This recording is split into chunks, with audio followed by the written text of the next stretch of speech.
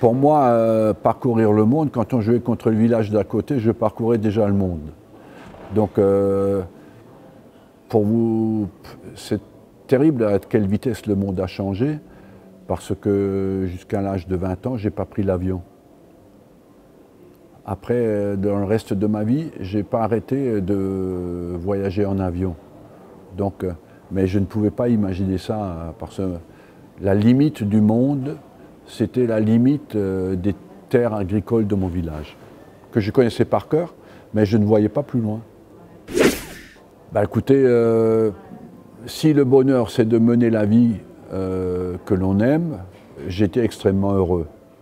Si le bonheur c'est aussi de rendre les gens qui vivent autour de vous heureux, je n'ai pas rempli totalement ma mission puisque j'avais une passion dévorante, comme vous le dites, et exclusive. Donc les gens autour de moi en ont certainement souffert. Ceci dit, je n'étais pas non plus un monstre, hein.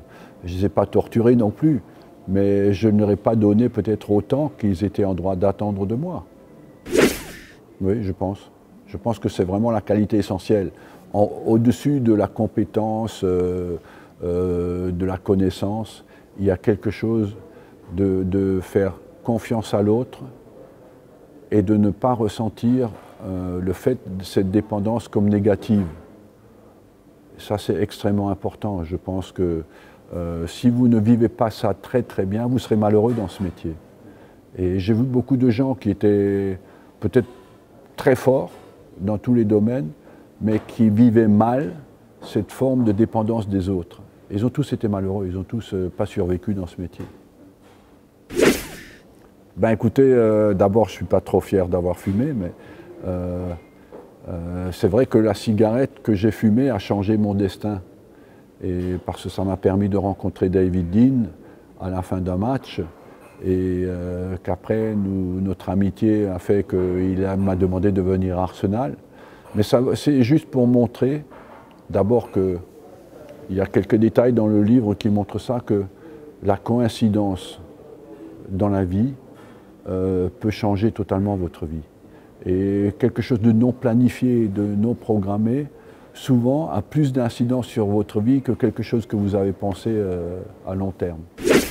Oui, oui, vous en faites pas. Ce qui est présenté comme tiens, il descend du nuage et il a été largué par un parachute est une image qui ne correspond pas à la réalité. Il m'a bien observé, il m'a bien ausculté, et quand c'était mûr et qu'il était convaincu, il a certainement dû demander leur avis aux joueurs anglais qui jouent avec moi.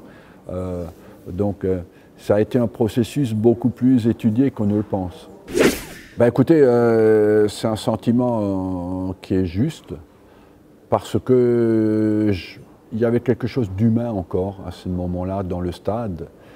Et j'explique que la distance entre les gens après s'est accentuée. Pourquoi? Parce que quand on était à Highbury, tu sortais du bus, tu traversais les supporters, tu rentrais au vestiaire. Quand tu construis un nouveau stade, le bus il va sous le stade, et tu n'as plus contact avec personne. Donc les distances, l'évolution technologique a fait que les distances entre les gens se sont accrues et se sont retrouvées sur les réseaux sociaux. Mais physiquement, les distances, on est passé du président supporter au président investisseur. Le président supporter, le lundi matin, prenait le café dans son coin en ville et les supporters lui disaient « Putain, ton équipe était mauvaise hier ». Le président investisseur, il est dans son jet privé. Le lundi matin, il vole vers une destination, il regarde sur Internet les résultats de toutes ses possessions dans le monde. Donc, il y a du bon et du mauvais là-dedans, hein, mais ça a changé. Je savais qu'on perdait cette proximité avec les gens, ce côté... quand tu tirais un corner à Highbury, tu pouvais serrer la main du spectateur.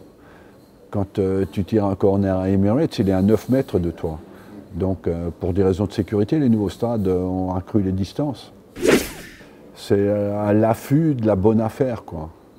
Et nous a piqué Gnabry, qui nous avait donné l'accord pour prolonger son contrat, mais comme il était revenu détruit, on l'avait reconstruit physiquement, je l'ai laissé partir avec les moins de 20 ans en équipe d'Allemagne, où il a fait, comme il était très frais, bien préparé par nous, il a fait très bonne campagne avec les moins de 20 ans et le Bayern l'a pris en le faisant acheter. Comme il ne lui restait qu'un an de contrat, le Werder Bremen l'a pris. Mais le Werder Bremen avait un accord que le Bayern allait l'acheter. Donc, quelque part, évidemment, le Werder Bremen ne nous a proposé rien du tout, mais comme je savais qu'il y avait le Bayern derrière, j'ai pu bien augmenter le prix. Et c'était la meilleure preuve que le Bayern était derrière, parce que j'ai demandé de l'argent que le Werder Bremen n'avait pas et qu'ils ont accepté de payer. Écoutez, pour schématiser, on est passé de l'entraîneur où le joueur dépendait de son seul jugement au monde moderne où l'entraîneur est entouré par un monde scientifique qui lui permet de prendre des meilleures décisions. En gros, au départ, moi, quand j'ai commencé à entraîner, c'était la lutte pour avoir l'information et j'ai terminé avec un staff autour de moi qui m'inondait d'informations. Donc je suis passé d'un gars qui luttait, à un gars qui devait sélectionner les 3 ou 4 informations utiles pour lui permettre de prendre la bonne décision. Donc le monde rationnel dans lequel je vivais à la fin, je l'ai utilisé pour essayer de mieux comprendre le monde dans lequel je vis. Mais il ne faut pas non plus que la science domine les décisions. Et le danger aujourd'hui, si vous voulez, dans le monde du football, c'est que les scientifiques prennent le pouvoir et que les entraîneurs soient un peu juste une courroie de transmission de ce que les scientifiques veulent. Tous les sports sont devenus technologiques, mais quand même, la décision doit appartenir à celui qui a la connaissance, l'expertise, et la communication et la stratégie. Et c'est lui qui doit choisir ce qui est important. Oui, il y a une uniformisation de la façon de jouer qui vient de la globalisation et de la diffusion de l'information. Donc c'est quelque chose qui est important. Mais la prise d'initiative demeure quand même quelque chose c'est ce qui fait le grand joueur. Et peut-être que globalement aujourd'hui, dans l'éducation des joueurs, on ne favorise plus assez la prise d'initiative, on favorise trop le support du joueur, ce qu'il doit faire. Mais éduquer, pour moi, c'est développer le jugement. Le jugement permet de prendre la bonne initiative. Et peut-être que dans le football, dans l'éducation, on est un peu déséquilibré, qu'il faut réorienter notre éducation vers plus de prise d'initiative. Ben écoutez, je pense qu'il a pris une dimension supérieure et qu'il a encore de la marge de progression dans son dernier geste, dans la relation avec les autres. Mais je le trouve extrêmement intelligent depuis qu'il débute et extrêmement ambitieux aussi. Il ne faudra pas qu'il se laisse écraser par l'exigence des autres. Il faudra qu'il donne la priorité à développer son jeu et à devenir meilleur. Parce que le danger que j'ai vu, si vous voulez, dans ma vie, c'est que les gens atteignent relativement tôt dans leur vie un très haut niveau et ils bougent relativement peu après. Son challenge va être de pousser, d'aller au bout de son talent. Et la façon dont il va se développer dans les années qui viennent viendront plus de son exigence intérieure que des autres, parce qu'il va toujours être un des meilleurs joueurs au monde. Mais de 23 à 30, tu peux passer dans une autre sphère. Ben, je trouve que globalement, ils sont moins créatifs collectivement les dernières années, parce qu'ils ont perdu de grands joueurs au milieu de terrain, que des joueurs comme Verratti ne jouent pas régulièrement, aussi régulièrement qu'il devrait à l'âge qu'il a. Donc, ils ont perdu des grands joueurs comme Mota, par exemple. Ils ont toujours une très forte équipe.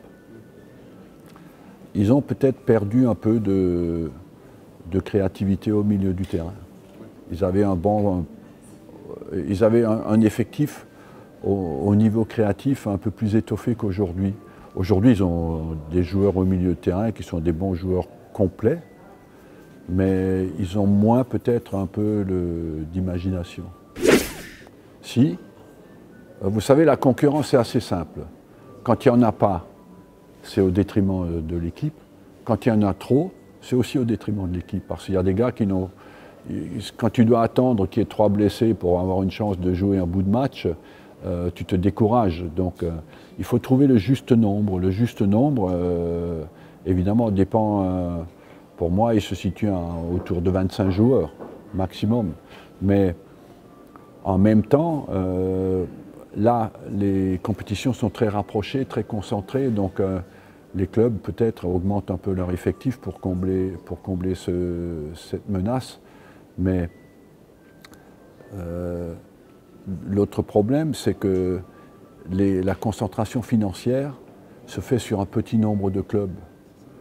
Donc le joueur qui est 27e ou 28e dans un grand club gagne toujours plus d'argent qu'en étant 10e dans un petit club. Donc il y a une forme d'hésitation. Quand le joueur a 27, 28 ans, il a une opportunité, il attend en pensant peut-être qu'il va jouer.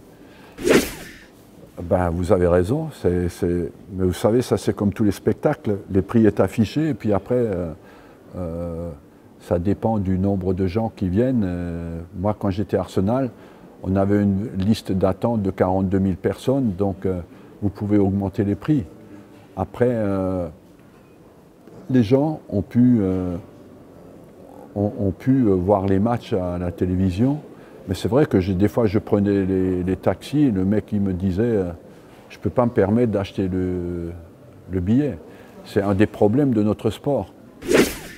Le plus grand ennemi de l'entraîneur, c'est quand il a l'impression que c'est un guide, un entraîneur.